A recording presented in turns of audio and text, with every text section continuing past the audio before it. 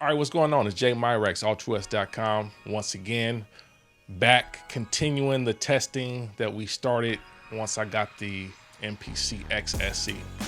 Yeah, a lot of people have been interested in this test. So I appreciate everybody that's been commenting and leaving feedback, leaving suggestions, and just participating in the conversation. Some of it has turned into some spirited debate, which I actually appreciate as well. It's good to hear you guys' perspective. It's good to hear different thoughts and ideas on what could be done to enhance the sound quality of the MPC X SE. And also it's just good to hear your perspective on just the importance of sound quality in this conversation. So I appreciate that. It's definitely something that I think should be talked about. For those of you that don't like this type of content, I understand. Like I said in the last video, it is for your entertainment purposes. So if this is not the topic that entertains you, it is YouTube. There are millions, probably billions and upon billions of videos at this point on YouTube that you can look at to get entertainment. So if this is not the one for you, I understand. Like I said, you keep it pushing, and hopefully I'll come back with some topics that actually are entertaining for you. So in the meantime, this is a topic that is entertaining for me. I would like to continue to explore it and see what else we can come up with as far as like different ideas and just different ways to like really key in on what actually is going on with the MPC X, and then make some decisions about how we can mitigate some of the issues that are coming with the MPC X. The purpose is not to compare old with new. I didn't buy MPC X because I believed it was going to sound like an MPC 4000. I knew for certain that it wasn't going to sound like the MPC 4000, and I was very clear on that. The main reason that I bought the MPC X is that I wanted an MPC that had additional individual outputs. I've had the MPC One for several years now, so if I just wanted to bounce things out and not worry about tracking and not worry about the sound of the stereo outs, I would just use it connected to my computer and just bounce stems out and keep it pushing, because the workflow is the same. It's literally the same OS. It has the same functionality in the end. So there was no benefit of me buying an MPC X just to do that. The purpose of me buying an MPC X is literally the outputs. It's the only MPC in the modern age, or the modern era of MPCs, that has 4 MIDI output, which I use. I actually use my MIDI. I have like, let me see, how many keyboards do I have in here? I have at least 5 keyboards that I want to MIDI up, plus three or four different racks and sound modules that I'd like to use with this. So I use MIDI. So the MIDI outputs are important, but even more so when I'm working that way, I also want to use analog outputs. So that is the reason that I bought the MPC X. I did not buy MPC X to just simply bounce things out. I think that may be some of the confusion that some of you guys have with why I'm questioning the sound and why I'm questioning the quality of the outputs and whatnot, because that's part of the workflow that I specifically want for my studio. Everybody has different workflow needs, and I respect that. I respect that if you have an MPC X, you may not work the same way as that I'm working. So some of this stuff, some of the use case that you have is different, and you may not have the same issues because you can get around them by doing certain things. But for those of us that buy MPC X because we actually want to use the outputs, because we actually want to use the MPC in a very analog way, this is an important topic, because we need to understand it doesn't sound the same, especially if you have come from an old MPC like a MPC 4000, 5000, 2500, or especially like a 3000 or 60. It doesn't sound like any of those. Is that a bad thing that it doesn't sound like any of those? Not necessarily. It really depends on what you're going for. At the end of the day, I still want to use references to compare and see where the MPC X is landing close to a reference that I know and that I understand how it sounds in my studio. So I'm using a reference that I know. Just like when you're mixing a record, like you use references that you know, that you've listened to in the studio, that you understand how the frequencies are hidden to get a benchmark. And then you start testing your stuff. You start comparing your stuff against that to see where you are. You're testing against the real world. So that's what I'm doing when I turn on the MPC 4000 and I show you like, okay, this is what the MPC 4000 sounds like compared to now the MPC X. So in this case now, I've kind of moved past the 4000. Like we kind of understand it doesn't sound like the 4000.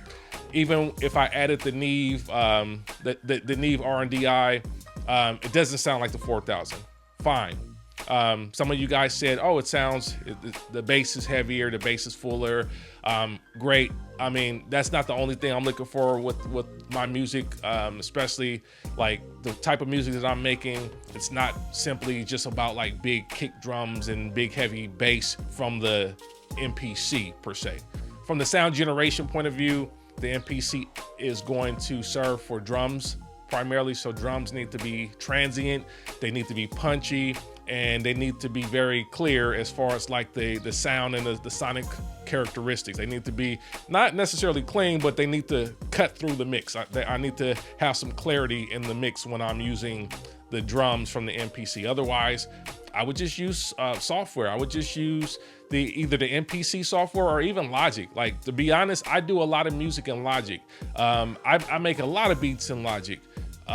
Logic has no problems. I don't have a problem with how it sounds, but when I want to do like a more hardware-based standalone style workflow, this is when the MPC comes in. And I've had a lot of success using the 4000.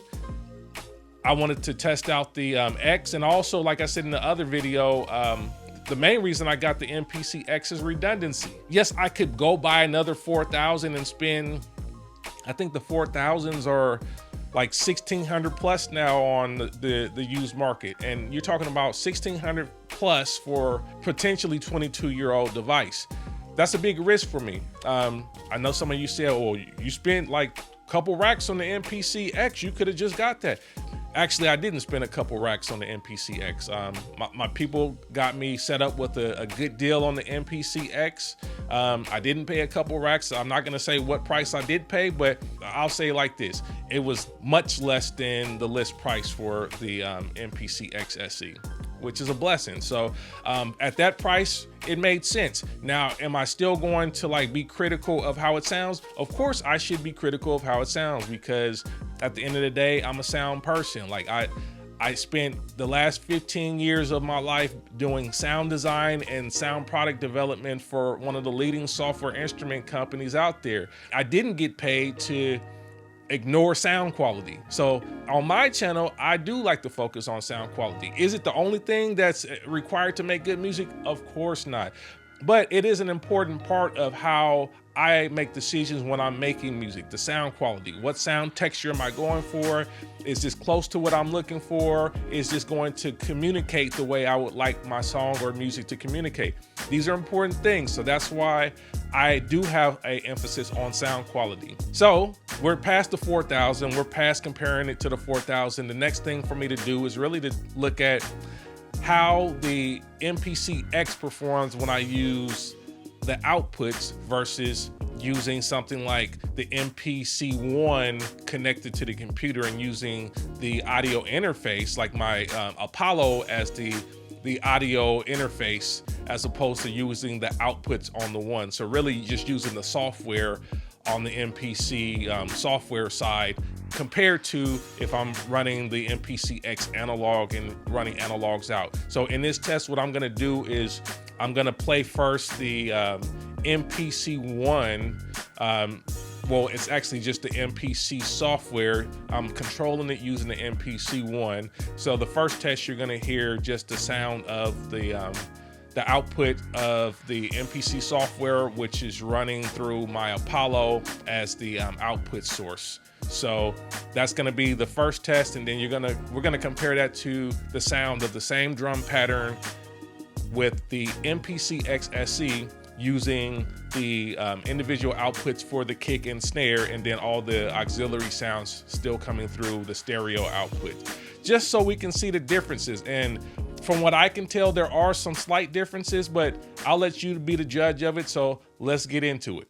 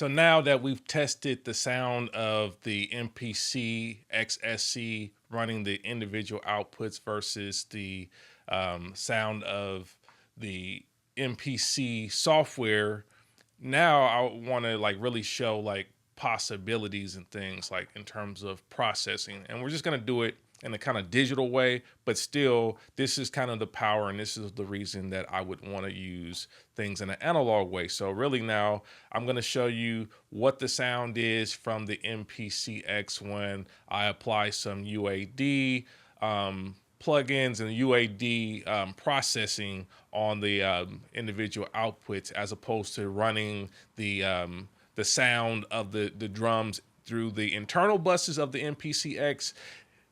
We're going to just run them direct out into the Apollo and then do the processing through the Apollo. That way I get a little bit more headroom. I'm not limited by the headroom of the MPC X in this case. So again, we'll go back, use the reference point from the MPC software first, and then we'll play the MPC X SE with the processing on the kick and snare specifically.